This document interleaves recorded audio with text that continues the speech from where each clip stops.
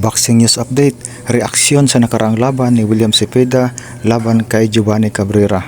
Pero bago ang lahat ay paki-like and subscribe muna sa ating munting channel upang maging updated kayo palagi sa aking i-uploads na video.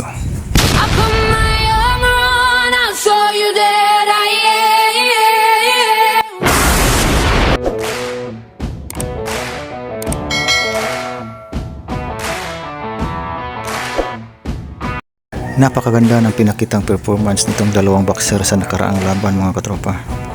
Kung saan sa first 2 rounds ng laban ay maganda yung pinakitang strategy nitong si Giovanni Cabrera laban dito kay William Cepeda.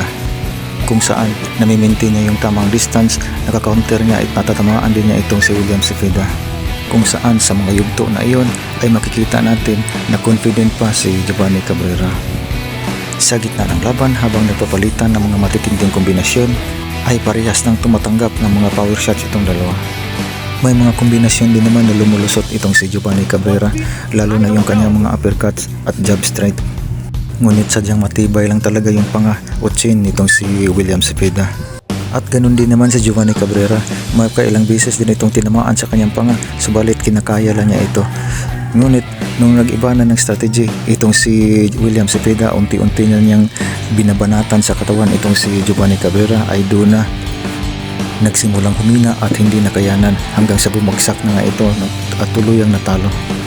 So ayun nga mga katropa, katulad ng ating inasahan kung napapanood niyo yung unang video na ina-upload natin tungkol sa kanilang laban, ay nabanggit ko nga doon na hindi magbibigay ng respeto itong si William Cepeda dito kay Giovanni Cabrera sapagkat kulang yung kanyang lakas ng suntok o yung kanyang power.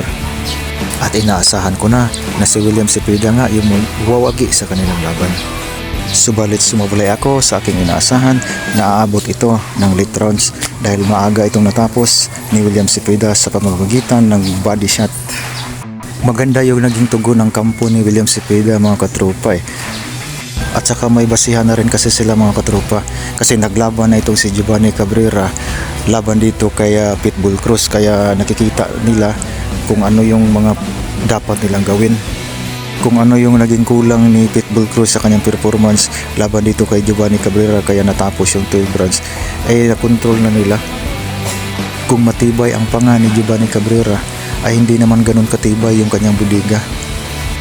Simulan nang tinatarget na ni Cepeda itong katawan ni Giovanni Cabrera ay unti-unti nanghihina na ito sa laban at hindi na nga niya magamit yung tamang distansya at hindi na rin siya masyadong makagamit ng kanyang mga footwork, kaya ang nangyayari mga katropa ay napilitan na ito makipagsabayan at sa ganung pagkakataon ay mas pabor nga talaga si William Cepeda dahil mas malalakas yung kanyang mga suntok at sa patibayan naman ng katawan ay dihamak na mas matibay talaga itong si William Cepeda. Kaya marami tayong aabangang mga magagandang laban dito sa lightweight division mga katropa. Mas maganda sana kung magtagpo na at maikasayang laban yung na Pitbull Cruz kontra dito kay William Cepeda o kaya naman kahit si Shakur Stevenson laban dito kay William Cepeda pa rin mga katropa. Gusto kong makita kung effective pa rin ba yung pagiging defensive player nitong si Shakur Stevenson pag natsimpuhan itong pasugod at parang makina na hindi rin napapagod na si William Cepeda. Excited din ako makita yung style ng Pilisel na ginagamit nila ni Floyd Mayweather at nito ni Shakur Stevenson. Kung uubra ba yung estilo nitong pagkabulyong panser ni William Cepeda dahil sa naniniwala talaga ako mga katropa na itong estilo ni William Cepeda ay effective talaga to upang magiba o matalo itong gumagamit ng mga Pilisel dahil bulyong punching talaga yung tirada niya. At saka kung puntos lang rin yung pag-uusapan, may mga puntos din siyang makukuha talaga dahil hindi siya napapagod kasi sumusuntok at saka matibay rin yung endurance niya nandun Kaya sana mangyari yung laban para magkaalaman mga katropa.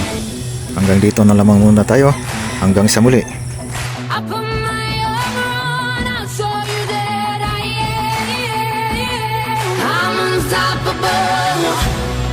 I'm a version with no brain.